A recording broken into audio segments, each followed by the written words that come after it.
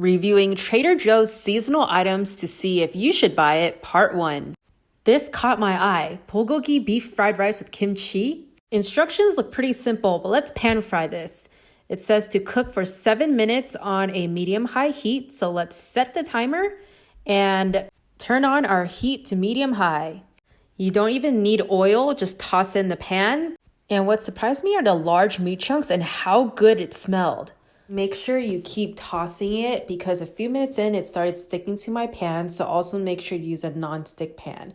The meat actually looks like they repurposed the Trader Joe's Korean short ribs. Smart move.